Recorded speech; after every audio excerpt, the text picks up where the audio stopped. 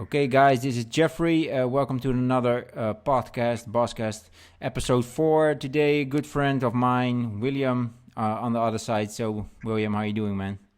I'm good, brother. How are you doing? Yeah, I'm doing fine. Busy day. So, a lot of cardio done today. Yeah. Biking, basketball, children. So, Okay. another Yeah. podcast. That's a lot. That's a lot for one day, and the day is not over yet. Not over yet. No, definitely not. Yeah. So, we got a lot of questions in from our viewers. Yeah. First of all, I want to ask you about how was it like growing up as William Bonac? How was it? As growing up, I was William So Bonac. you were Yeah. born in Ghana, right? I was born in Ghana, '82. In '87, I moved to Holland with my sister. So my mother brought us over. Mm-hmm. She was in Holland with my sister, my older sister. We went to school just like other kids. We moved to the Belmer. And then we move around in the Belmer for a while, from place to place, because the places that my mom rented was always like with one room, so we always had to sleep like in one room. And you were with My three parents. persons, right? Your mother and your sister. Yeah, 4 person: Oh, my four mother, my persons. sister, and my stepdad. Oh, Yeah. okay, yeah. So we moved around a little bit, and then later on we moved to Amsterdam North. That's where I started, with fitness at school. I went there like once in a month or something like that. How old were Uh, you then? 12, I think 13, maybe? I think at 13, around 13. Yeah, Mm. yeah. I think around 12 or 13, if I can remember. And then, but I was kind of stubborn. And my mom sent me back to Ghana, and that was at that age, I think 13. That was in '94. My mom sent me back to Ghana because I had some issues with justice, Mm-hmm. with the law, and she didn't want me, to To go be in to trouble. prison. Yeah, so she was like, time out for you, go back for a year, and So how so was it to go to back in humble me. Ghana? Was different, much It was different than in it the was Netherlands. it was in the beginning because she told me a lie. She told me a lie, like you are going for vacation. Mm. You're gonna stay there 3 months. After 3 months, or like I think, yes, she said you're gonna stay there a few months, and then after a few months you're gonna come back. It's just vacation. So I was like, okay, and they even gave me. I wanted like how you call this? Like a cassette recorder. Mm-hmm. Like a Walkman even. Walkman, yeah. Yeah. So my stepdad gave one to me, and I was so happy with it.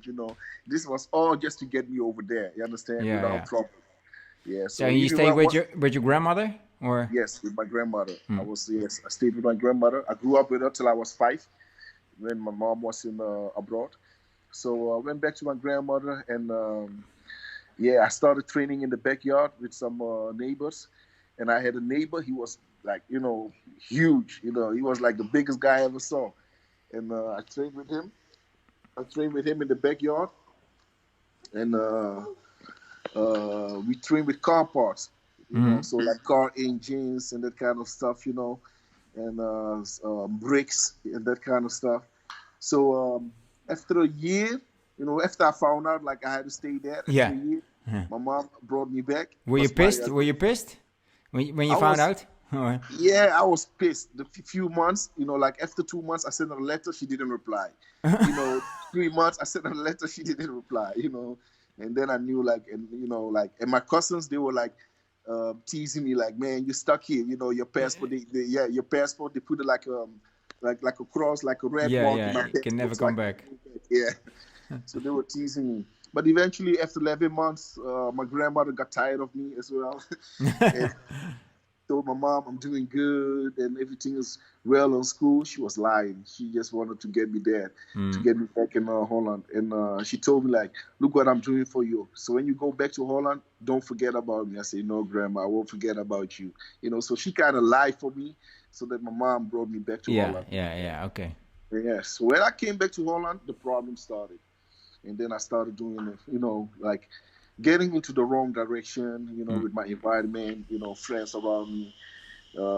getting with justice, again. You were So still in school, high school, or no? I was kicked off high school like the first 2-3 weeks. I was kicked. I was because there was a guy. I was like I came back and I had to go a class back, Yeah. because I missed a year. Mm-hmm. So, and those guys, they were like, before I left, I was one of the biggest in the class, even the tallest.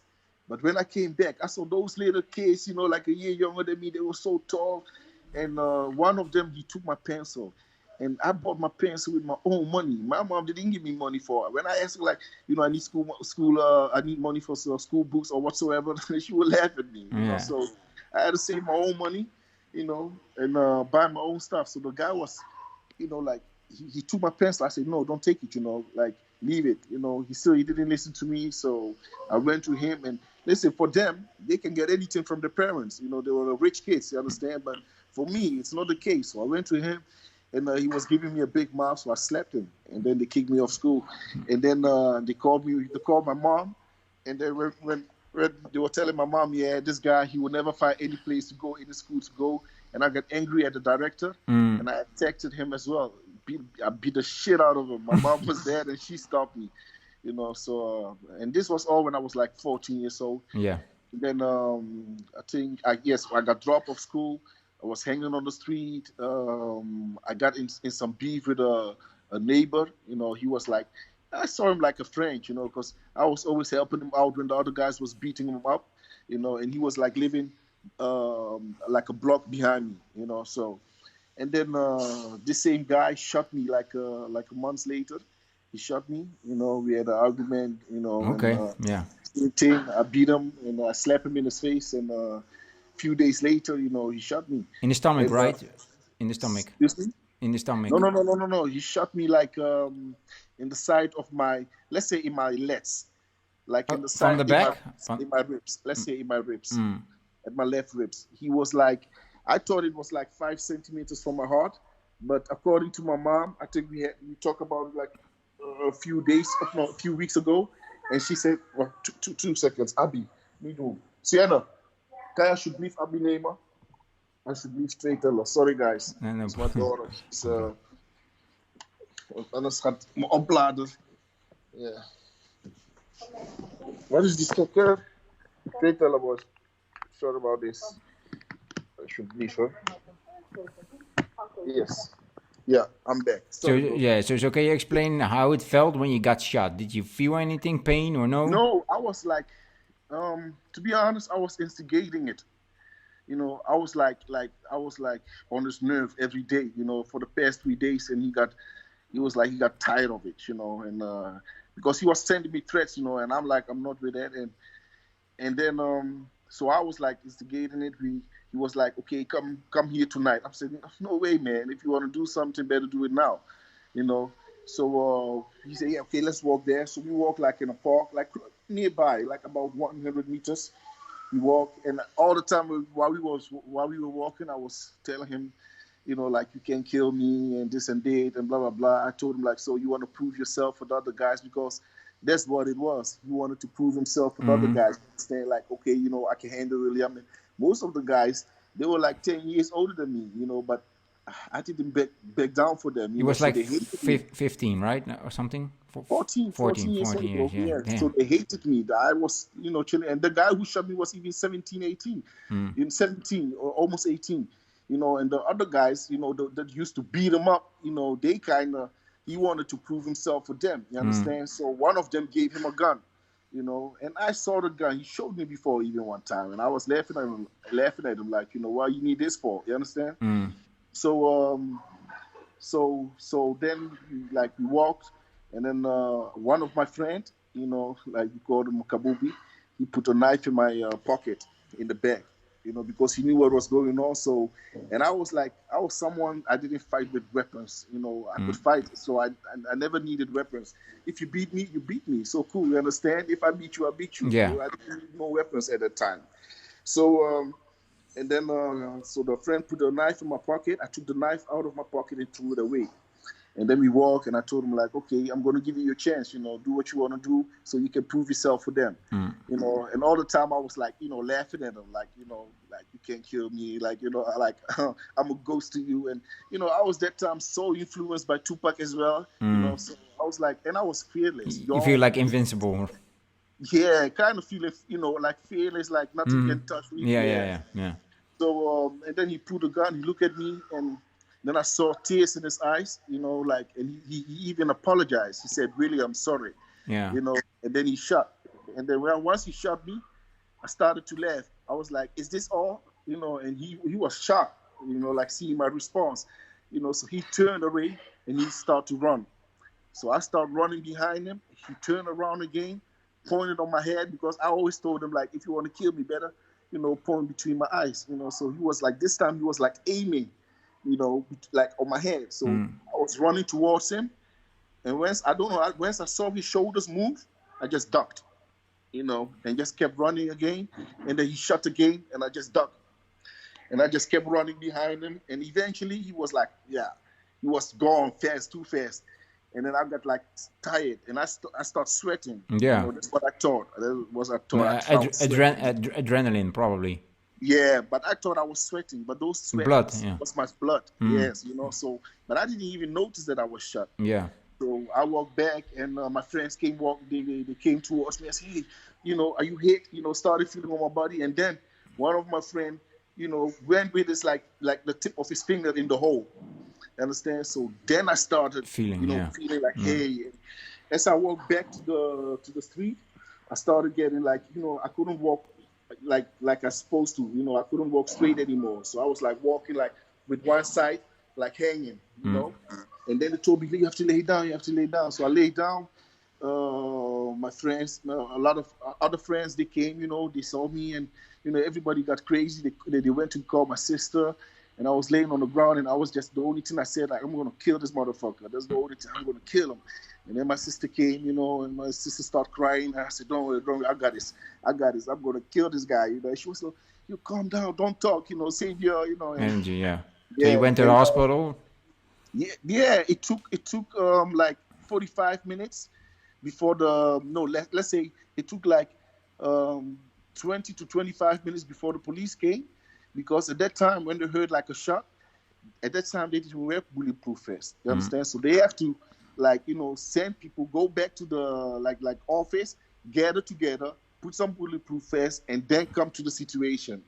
So that was the situation at that time. So it took them about 25 minutes, and the police station was not even like 10 minutes away. You know? So, and then once the police came, the ambulance, it took the ambulance about 40 minutes before the ambulance came. And they stayed there another 30 minutes, like in the bus. They put me in the bus, I don't know what they were doing. And my friends got angry. So they start kicking on the ambulance, They start kicking on it. And then, they got scared and they just rode off, but they rode the wrong way. Okay. So there was like, you have like, we have two hospitals. At that place where I got shot, we had a hospital. And we had another hospital in Amsterdam East. So in Amsterdam North, we have a hospital, and I was shot in Amsterdam North. So we're supposed to go to North, but they were like, no, they don't have I need to go to the intensive care. So they don't have the equipment for that. Yeah. So they wanted to bring me to East, but we have a bridge, like a tunnel. And they were like, what if the tunnel got, like traffic jam or the tunnel is open? It would take longer. So they took because that was the shortest way. So they took another way, through the city, to go to East, to go to the hospital in East. So by the time I got to the hospital, it was like 1.5 hours. Later, yeah. And then I'll start to tell them, listen, it's really hurting now. You need to do something. You understand? I'm feeling really much pain. And then, we got you. And then all of a sudden, I was just gone. They gave me some, and I was just in sleep. Yeah. And then when I woke up, my mom was standing next to me. She was working, and she drove hours with a taxi to come and see me. And then they show her the pictures, from the hospital, how the bullet went. They were like, it was like this close from my heart, like this close, So because of my ribs, the bullet made a U-turn. Okay. So my ribs kind of protect me. Yeah. Otherwise, it would like went straight to my heart, So yeah, crazy story. So and that at 14 years old. So we spoke in the past about you actually started training when you were detained in the juvenile that was prison. like soon after that, after all that happened. Yeah. I had an issue with one other guy, and I was mad because that after that happened. Before that, I was like a kind of bad boy, and after that, I was like a nightmare. I was like, this will never happen to me again. Before somebody even try, I will be the first. So a guy was threatening me. I knew him. He was threatening me, and he showed a gun to a friend of mine, like his cousin gun. Like, this is what I'm going to do with William. And I warned him before. I stabbed him in his leg. I warned him.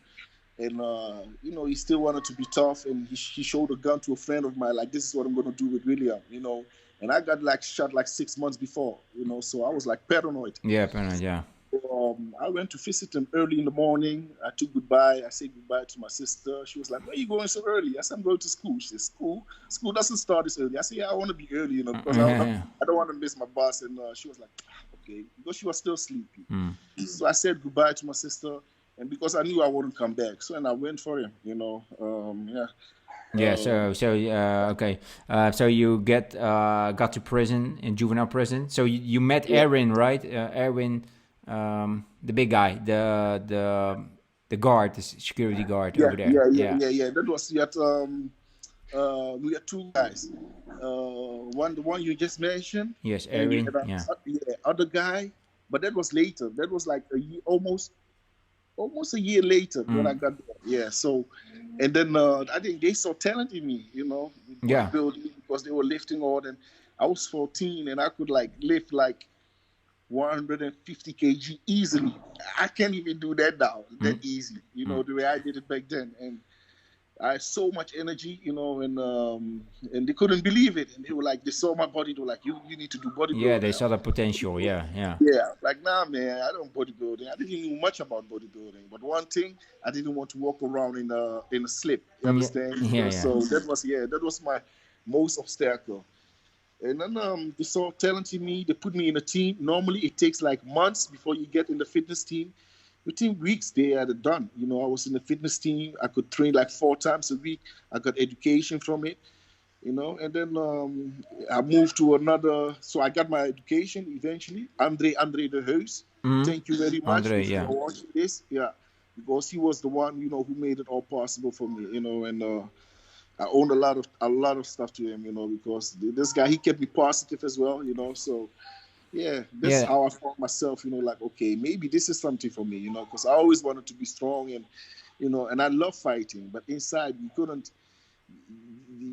couldn't fight. They don't allow you to fight, so the only thing we could do was fitness, So, that's what I did. And I started growing, I started growing quickly, stretch marks everywhere, and... So when was the first time you visited a real gym after... you came free? Was that sport and fitness already, or no? That was the temple.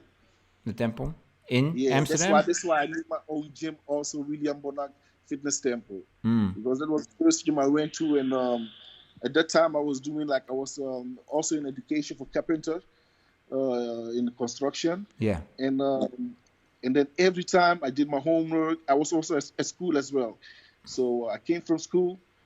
From work, do my homework, because one day in the week I went to school, and then every day I went to the gym. Only one day, Sunday, I didn't went there. Every day I went to the gym. So did the prison change you as a person, or no? It does, because I was one time in the gym, I was training, and somebody came to tell me hey, William, your friend got shot. I said, who? Say, yeah, this guy. I said, oh, okay. And then so he was I was okay. So I just continued my training, and when I finished, I went home, and I saw everybody standing there, watching, and I used to be cool with that guy, you understand? And he had the same situation as I did. He went to prison, he came out, but the difference between us, I didn't hang with those guys anymore. Oh, no. So I separated myself from them. I was like a solo, and only those who came to visit me, and that was like one who came to visit me, only that guy I kept contact with. That's Marciano, Psych. Psych, yeah. Yeah, and Beast, he was also inside, so we used to write to each other, Benny. So we used to write with each other, so only those two I kept in touch with, you understand? All the other guys, no. And one other guy, Jason, as well.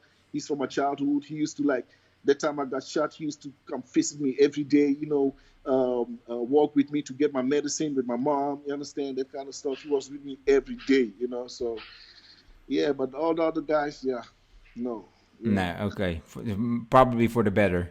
Yeah, thank God. Yeah, so I just walked, and I saw everybody standing there, and I was like, I'm gonna mind my own business. I just went home. And the difference between me and the guy that got shot is like, it was wrong time, wrong moment. Because he was there, he just got a daughter. He even did education when he was inside. He was like a cook. A chef, chef cook, and he was earning money. He had a job, you understand, like me, So I didn't understand why he went there, you understand. And somebody sold a car. It was about a car, and somebody sold a car to him from his family, and the guy was like, the car isn't good, blah blah blah. So he came to get a story, but he was like, listen, you didn't buy the car from me, so go to the person who you bought the car from, and they get an argument. He beat the guy up. The guy went to his car. He came back within a few minutes, and he shot him with his clip was empty. While the friend of mine was running, he was still shooting him in his back. So yeah, and it was there. And I was like, that's how it is. Hard times, yeah. Okay, so let's fast forward to the gym. So you started at the temple. Where was it? That was in Amsterdam North. Amsterdam North, okay. Yeah. That's where I met Paul Lans. Paul Lans, yeah. Yes, that's where I met him, and he saw me as well. He was like, "Whoa, this guy got talent." So I even did one time a workout with him. I had a puke. Yeah, we did a leg workout, but at that time I always wanted to be a fighter, so I was always doing condition working on my condition, running a lot, And those guys, they couldn't understand why I was so big and still doing all the cardio. A lot of cardio. Yeah. And he told me, like, why are you doing this? You just need to train your legs, and that's it. What I used to do, I would train my legs, I will run to the gym, go train my legs, and when I'm finished, I will run back home. You know? Yeah. That's how I did it, So, and he was like, no, stop doing that. You understand? So, yeah. You think that's a more genetic thing? That you could grow so fast and do so much cardio and I know for sure. Be that good, yeah. I know for sure. We got tested in Tampa at a research center. Research center. I think it was with Generation Iron. They were there filming as well, and then they told me, like, my fat percentage, I burn fat like 100%. And before that, we never did cheat meals and that kind of stuff, So I told him, listen, send this same information on paper and send it to my coach. You understand? And from then going, we started having cheat meals in our prep. So how was your diet look like back when you were 18, 19? Did you have a diet or just eat chicken? Brother. No. I swear to God, even the time when I was competing against you, I didn't diet, bro. Nee. I was like, listen, like Mondo, Mondo will come to me, William, there's a show, this and that and there. He will come like maybe 2 weeks prior. I will prep myself like in 2 weeks time. Yeah, and no supplements also?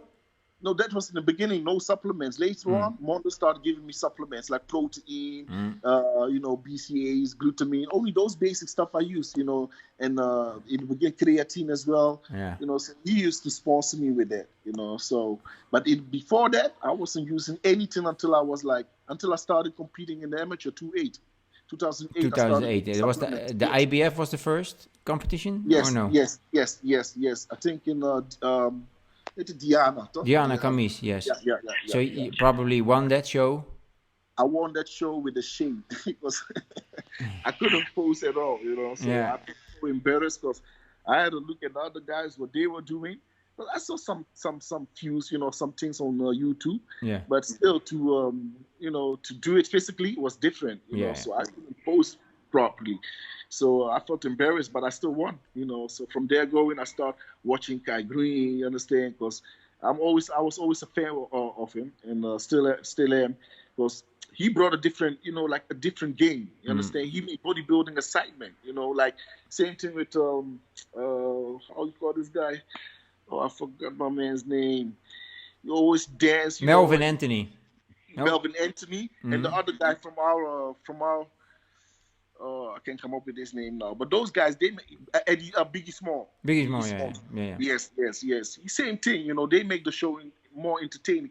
Like I can do what they do. Yeah. So I will try to do what I can do and try to make it as nice, like an art. Like it's supposed to be. Because we are doing the mandatory anyway. So if you got a chance to do your routine, why do a mandatory posting again? Try to bring the best out of you and try to do some classic poses or whatsoever, Yeah, something different. Something different, So the IBF was the first show. What was the second? 2009 or so? No, 2008. I did like 3-4 shows. Oh, 3-4 shows. Yes, I did like, I think in the Netherlands. I did in Den Haag. There was a show in Den Haag. And everybody was telling me you are in the, in the whole of the line. It's probably different federation, I think. Yeah. From the NOC, yeah. I think. NBF. NBF. Oh, okay. Was wel de NAC. Ja, NOC denk ik, ja? Yeah. Yes. Yeah. And then I even went to Italy. I was doing for every federation. Yeah. If there's a show, I will go there. Yeah. I even went to Italy, Sapri, through Pellegrino. I did shows there as well in 2008. And that was, Monday introduced me to him, so I think I got first time 4th place. A year later, I went back and I won it. Plus, they had a pro show as well. And I got, I think, 4th at that pro show and won €500. So I was so happy. Yeah. First time I won money. I was making money, yeah. Yeah, man. So yeah, what I can remember the first time we've met, I was doing my second Dutch Nationals, is 2010. In 2009, I was I think I was 7th. And 2010, I was feeling confident going into the show. I was thinking, right, this is gonna be my show, right? So then I got backstage and I saw you sitting there in the corner, and you took your clothes off, and I was like, fuck, this is not my show, man. Who the hell is this guy? Yeah. So big and round. And you know what I was eating backstage and that kind of stuff? I was eating eierkoeken. Yeah. Die zoete toch? Yeah. The sweet one.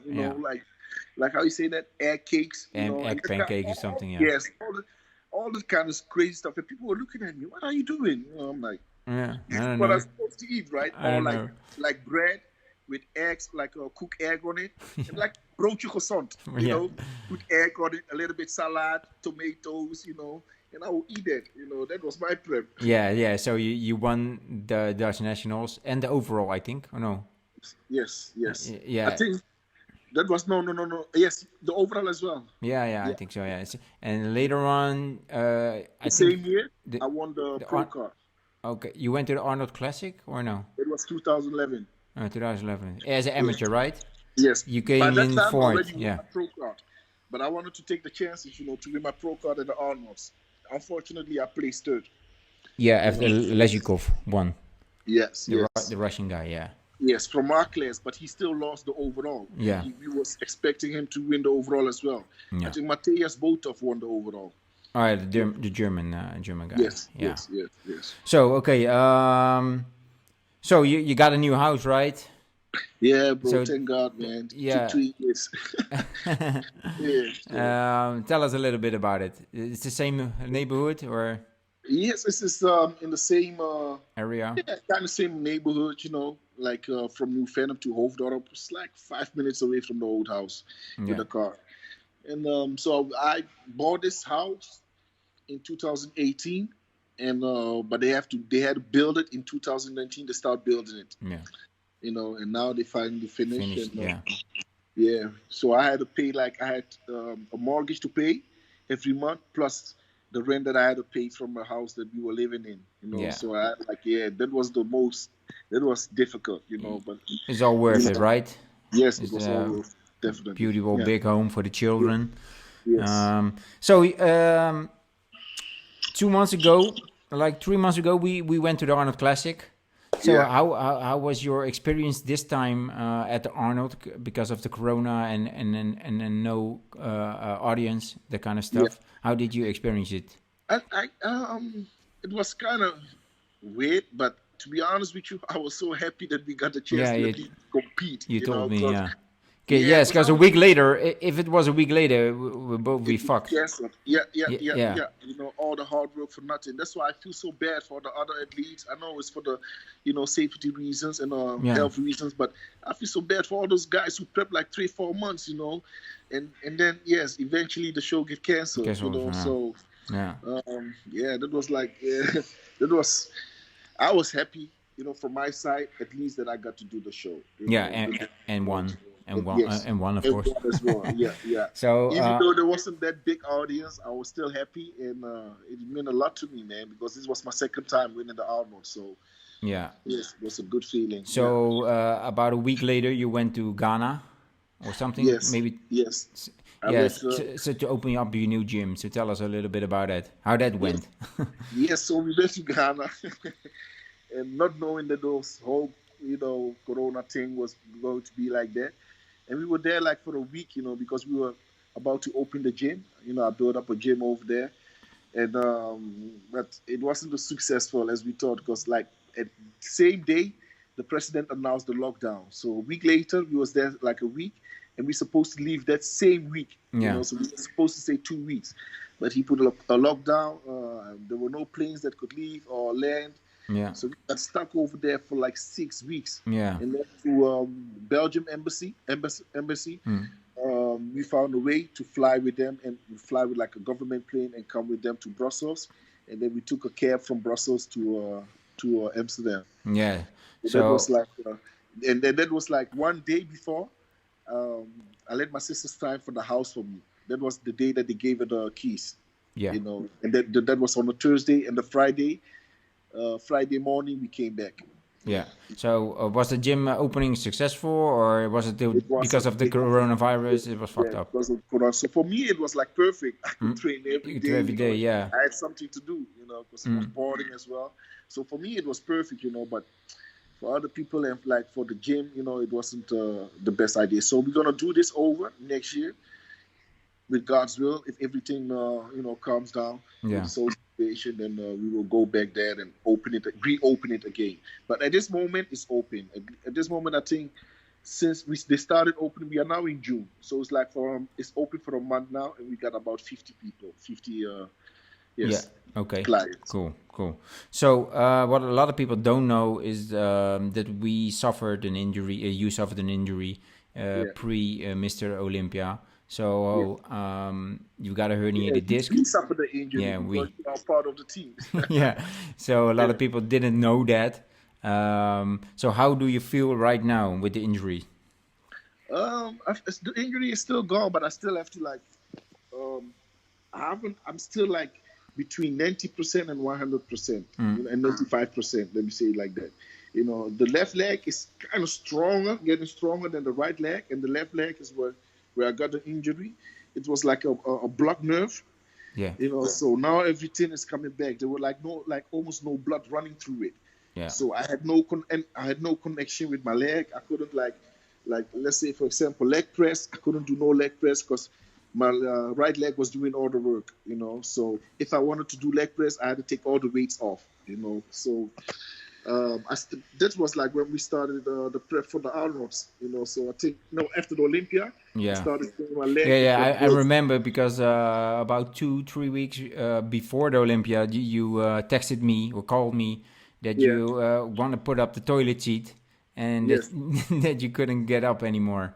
Yeah, true. So it's just all of a sudden I was scared, man, because I look at Kendrick and I didn't know how to tell him. I'm like, Kendrick, I can't train. I can't walk. I can't do cardio. I can't do lift nothing. up my leg. I told him I can't lift. It did happen during the training. Yeah? It was I think 4 weeks out, 4 or 5 weeks out of the Olympia. Yeah. I told him that simple. I can't lift up my legs anymore. He said, "What happened?" I said, "I don't know. I can't lift it up." And it wasn't even a heavy weight. It was like starting to warm up. So I got really scared because and my right leg could do everything. I could lift with like 60 kg only with my right leg for leg extensions. And with my left leg, even 20, 15 kg was too heavy. Yeah. I couldn't just lift it up. I had no, the connection. Like I couldn't control my mind. Like my mind is telling my leg, get up. My leg is like refusing, So, and then I found out like what it was. I went to I think you gave me a number. Yeah, for the chiropractor. Yeah. Yeah. So I went there a few times, and that helped a lot. And now I got a physio as well. Where I go to. So yeah, electric stuff on it. Electric stuff. Yeah. So you still came in second, right? So man. you were happy with the placing, or? Definitely. No. Yeah, definitely, bro. Because listen, okay. I know if this situation didn't happen, it would maybe be a different story. And that's what I heard from many people, Yeah. So, but I'm not worried about it, because I just, when something, I believe like if something happens, it happens for a reason. Yeah. So probably it wasn't my time, it was Brendan's time, so let's see what this year's going to bring or even next year, so yeah, it's my time. And also, I felt even bad for him, all the negativity that he got after winning the Olympia, and how to handle that, So you have to have a thick skin, to be a Mr. Olympia. You understand? Because you get a lot of shit over you, even from former Mr. Olympias, and that hurts, So he's a great guy. He is. And he deserves it. He's been there for a while, and people were like, "Where does he come from?" You understand? I'm like, this guy has been there for a while. Yeah. He didn't have the right team. Yeah. That's it. He didn't have the right team, until a few years ago. So, yeah. So just announced the Mr. Olympia is in December right now, in a different venue. So how do you see it? Man, bro, as long as we can compete, I'm happy, man. Yeah. Because I was supposed to compete at Athleticon as well. Yeah. That got canceled, so at least the Olympia is going on. So I'm really happy.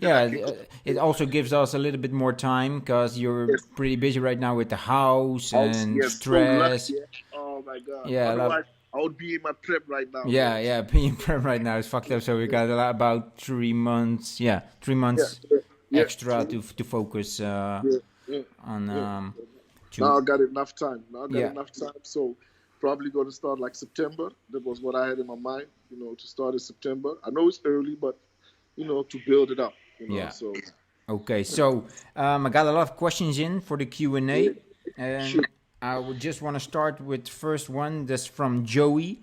What are your top 5 Mr. Olympia winners? So in 5th place. Sorry for that. For 5th place, who you have in 5th place?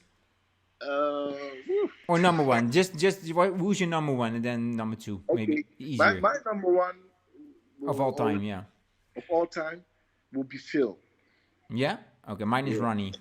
Definitely Ronnie. Mine is Phil, and the reason why I choose for Phil is because when Phil won the Olympia, that's when social media got up. That's when social media started growing. That's when you had those internet trolls, people. You got a lot of shit over him. Yeah, definitely. Exactly. In Ronnie's time, they didn't have that situation. Yeah. Understand? They could focus. People loved him. Understand? Even those that didn't love them, they couldn't really express it. Only at the show, by calling boo. You understand? Yeah. Otherwise, you don't have no. You wake up like bullshit in your DMs and that kind of stuff. So the focus was definitely better back then. Yes. No bullshit. And that's why. Yes. Even though Ronnie won it 8 times, I will put Ronnie on the 2nd place. 2nd place, okay. On the 1st place because through all the shit and still be able to win it on a row 7 times. Yeah. He got my most respect for that, bro. Okay. Number 3. And then number 3 will be Mr. Olympia. J or no, Mr. Olympia, Dexter. Oh, Dexter. Dexter. That's how we call him. Yeah. Yes, and then and the reason why is because I connect myself more with him than with the others. Yeah. With his physique more. And I respect him every time. Bringing the quality. You understand? Yeah. He's not the biggest. But he always bring quality. And when he's on stage, he looks almost as big as the other guys, So Yeah, he is the most successful, definitely. yes, Yeah. So and I will Ford, put Arnold. We still have Arnold. We have yeah, yeah, Dorian. yeah, yeah. I will put so I had now Phil, Ronnie, Dexter, and I will put Still have Jay left. yeah, Jay Cutler, Dorian, yeah, Caleb, Lee yeah. Haney. I will put Lee Henny. Lee Haney. Yes, Lee Henny. Still Lee Henny. Like I said, I see myself more with that kind of physique. Mm-hmm. And I will put Jay on the fifth. Okay. Jay Yeah, fifth. yeah, Okay, cool. yeah. Okay. Yeah, that was more, more our time. Jay was like the freak, and I do like if I couldn't compare myself with that guy. I would like Relate. I can never get this big. You understand? Yeah, I can never get this big. No matter what I do, no matter what I try, my physique is not for that. So I always look like the one who got like a similar physique like mine. So I will put Jay on the fifth because he won 4 times as well. Yeah. Yeah. Okay. Next question. 2 guys had the same question, Andres and Ricardo. They were asking, what do you think you need to improve to beat Brandon this time? I think I need to be. I need to like make sure that my leg has improved again, like it was before the injury. I think so. Also, yeah. I think that's the only problem. Other than that, Brendan got a huge upper body, beautiful upper body. He brought his leg up, and with me, I never had to brought my legs up. Like I always had legs and arms. So for me, if I were to say, then in that order, just to bring my legs back like they were before. Yeah, 2017, 18. I agree. Yes. And just work more on my traps. Traps and a big shoulders more. That's it. Yeah, I think so also. I agree. So next question is from Patrick. What does your wife think of your bodybuilding lifestyle? Oh, Suyan, yeah. Heb je even $2 now? Snel. Dus wat vind jij van mijn leven als een bodybuilder in het Engels? Hi, Suyan. Hi, Jeff. Hi. In English, yeah. So what do you think of his bodybuilding lifestyle? Hello, Abby. Yeah. It's hard. Yeah. Hard. But Why he's cranky? Yeah, I know it's hard. I know how he is. So I told you many times, he has a lot of respect for you to live with him in the prep. Yeah, it's not a cranky, but if you combine it well, it goes. Yeah. With the children. Yeah. I think it's a team thing. He needs to be a little bit more. How do I say it? Een beetje water bij de wijn doen. Yeah, something like that. Yeah. Put some juice to the beef. Okay, cool. Thank you. But I'm justified. Yeah. Okay, next question. Next question. Yeah. Did you think you should have won last year or no? Yeah, I think. I think I'm gonna be honest with you. Mine is no. No, yeah, maybe because of the injury, maybe the leg was not there. I think if the leg was there, you would have it hands down. Yeah, it would be maybe a different story. Yeah, but how I saw it, I was like I was even looking at Hattie. Yeah. I was like, fuck! If this guy came in the way he came at his first show that year, yeah, he probably won it. Yeah. You understand what I mean? Yeah. I was like, what he was missing that night. I was in the back, telling him even, He said, me, like anybody that comes in the game, I will always respect you, and I will even like the new rookies. Yeah. I will like lift them up. You understand? Make them feel like they're welcome. Because I know how it feels. You understand? Yeah. To be a rookie first year, it's scary. You understand? And you don't know, the do's and the don'ts. You understand? So everything I was like, listen, when you're done on stage, go backstage, take your rest there, put some oil on it, check your physique, come back. Don't stand on stage. Why are you standing there? The light will kill you. You understand? The warmth, sweating out, You can't hold your pose as well, and you have to hold your pose at any time because people are there with click, click. You understand? Yeah, yeah. So yeah, I was giving him advice, and and I like his physique, but I was like, man, thank God this guy didn't came in the way he came with the spirit show. Yeah. I agree. It could go any other way. Yeah, because Yeah, he had the legs, he had yeah. everything, Shape. he Yeah. had everything. He was missing the condition, like the way we are used Yeah, from him. his condition was great. It was hands down fucking Yeah, great. Yeah, but it could be better it could be a because little bit better. normally Yeah, he was more, because this time I think like they had short time and they were trying to add a little bit side to move from the 2-1-2 to the open class, right? And that cost him a little bit of his condition. His yeah, condition was still good, perfect, yeah. but what I know from him, the way he used to beat the other open guys was like, he Shredded. didn't draw that Yeah, condition. yeah, He didn't draw that condition. Yeah. yeah. He's So probably that's gonna guys be to look out for. a top contender this year. Yeah, definitely, One definitely. to look out for. Yeah. So, okay, next question. How did you experience the lockdown, and has it affected your training? From Sullivan. In Yeah, Ghana, it didn't affect me in Ghana, but since I came here, yeah, the first 2 weeks, 2 to 3 weeks, it affected me because I couldn't train proper. Then I was training there, and then the gym got yeah. shut Looking down. for a gym. Yeah, Yes, looking for a gym. Then finally, I hooked up with Taffy, because I knew he had a gym, and at like a month before, he got like new equipments as well, more equipments, So that's where I train now. And then since like 2 weeks ago, the gym where I used to train, they allowed me to train there with Kendrick, just the two of us upstairs. yeah. And then outside, the other people can train. Yeah, so that's I just, that's this beneficial, is right? shut down because No. they are making the 1.5 meter distance. They are putting it on the floor. So this week they are shut. Yeah. Oh, yeah. So people can train there. So this week will be at Taffy's place. Okay. Next question is Yeah. from Akshay.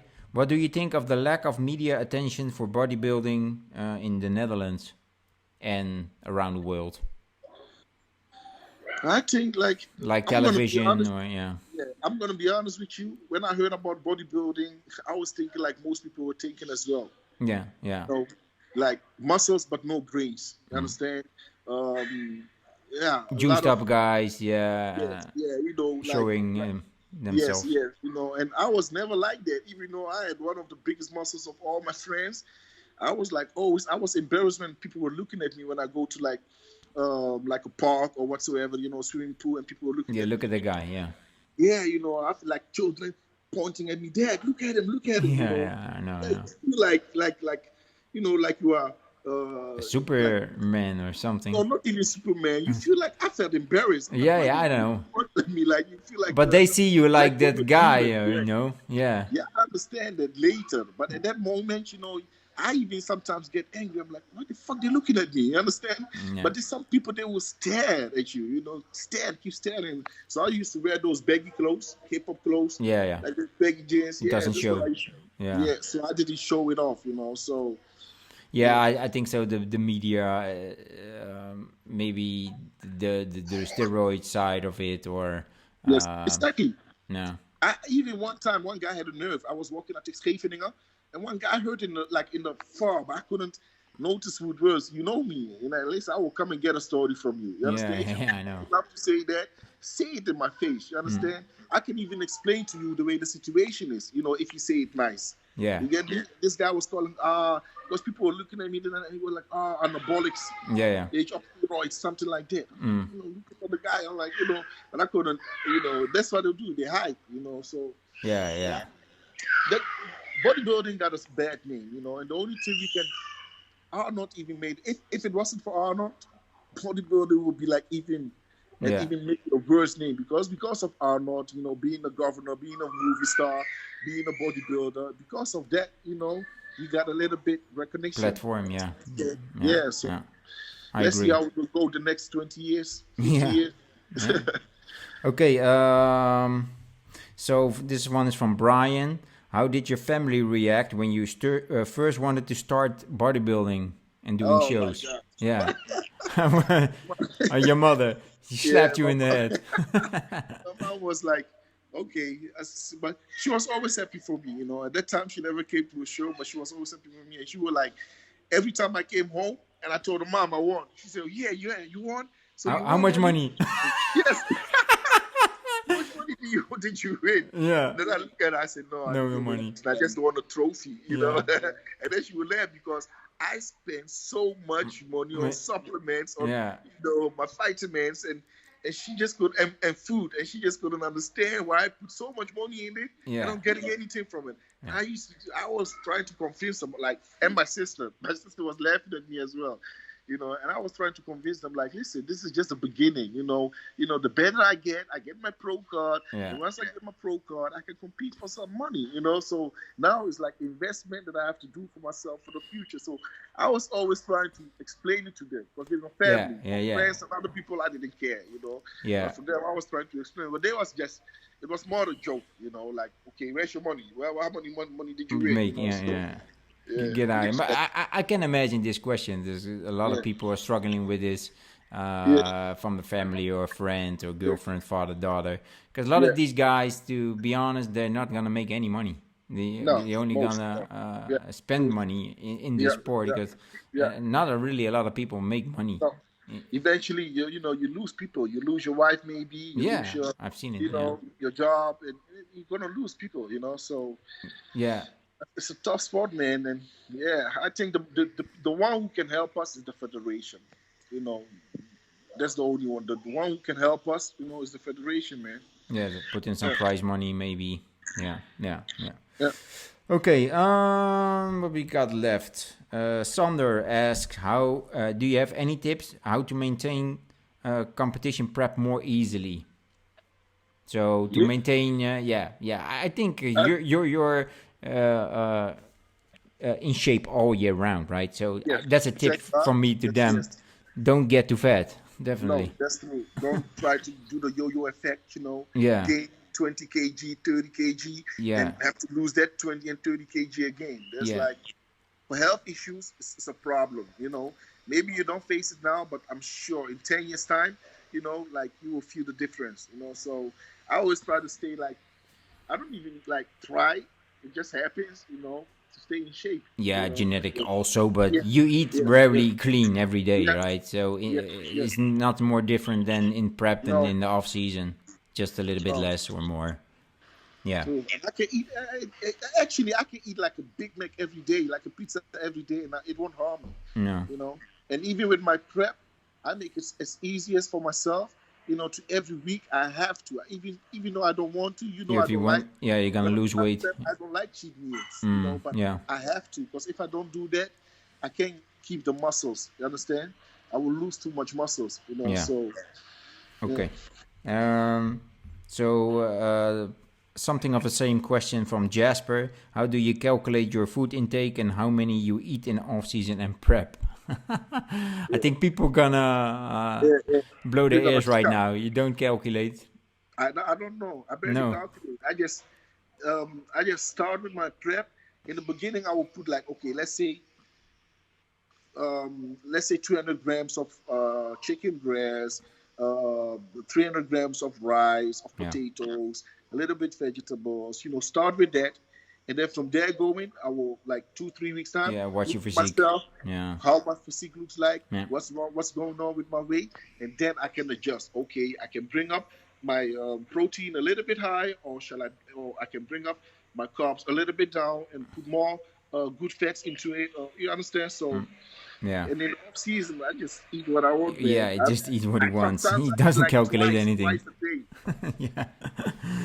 But big portions. What a lot of people don't know, you have a little bit of trouble eating huge amounts of food, right? Yeah. Sorry? Well, a lot of people don't know that you have trouble eating a lot amount of food. Yes, true. Because when we try to load up, but also in before the game day. As well with loading, But does it have to do with when you got shot, or you once told me that the maybe from the surgery your stomach is a little bit high and that the food stays up there, or no? No, I can. No, it's not. No, it's not with that. No, okay. No. It's the reason why my food stay high is because I used to wear those Waist those training? weights, yes. And then it keeps my waist tight, but my food will be up in my throat every time I eat. It's like it doesn't want to go down. So it has not. And when I got shot, the only thing negative about that is my leg spread. Yeah. I don't And see it. yeah, I see it and I feel it. So that's why I twist around a little bit, to make one leg come out and the other one not. Because the left leg is not as yes as well equipped as the right leg. Yeah. So, yeah, and also with my posing, with my front leg spread, you can see like a bone sticking out here. Yeah. And that's because my ribs got like it was a hole in my ribs, but it was still stable. And then I went to do MMA, and then during the training, I was like in in a lock, and I just didn't want that guy to beat me. Yeah. So I didn't want to tap off, and I just pulled myself out of it. I got out of it, but the consequences, I twisted my ribs. Okay. Yeah. So. Yeah. Okay. That's bothering me. When I train, especially when I lay on my stomach, it hurts. Or when I do like back exercises and I'm against the pad, it hurts. So I have to switch more to the other side. Yeah. In order to do the exercise. Yeah. So a couple of questions left. Shivam asks, what is your most important lesson learned in life? And would you change anything that you've done in the past?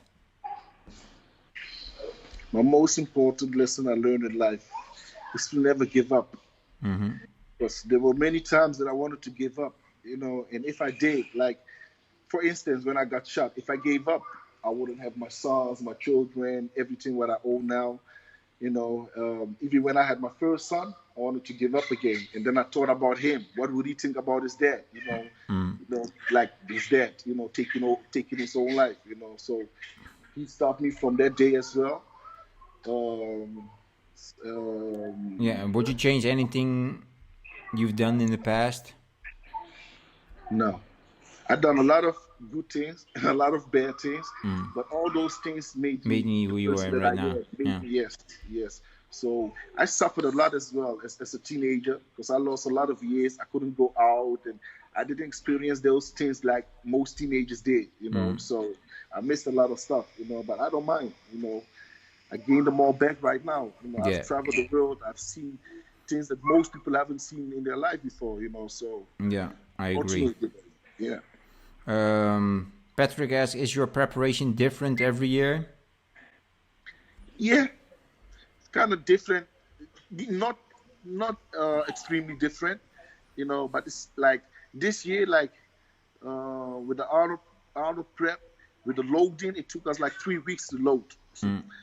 And like with Olympia, we did like I think a few days, less than a week, So it's, when it changes more with the food wise. Yeah. How much or when not, and the cardio as well. Sometimes I do too much cardio. Yeah. Okay. Even looking in. Ja, toch. We're almost done. Next question. Do you have negative effect when flying long distances? Yeah, gorilla way. They should call me back. Do you have negative effect when flying long distances? Because I do. I have a lot of water retention, but I didn't see it really in your physique. I don't. No. Like, with me, I don't need to, like, when I sit down for that long, as soon as I get out of the plane, I need to walk. I need to move. Even with backstage, like you see a lot of guys, they're going to sleep, lay down, legs on the chair, I can't do that.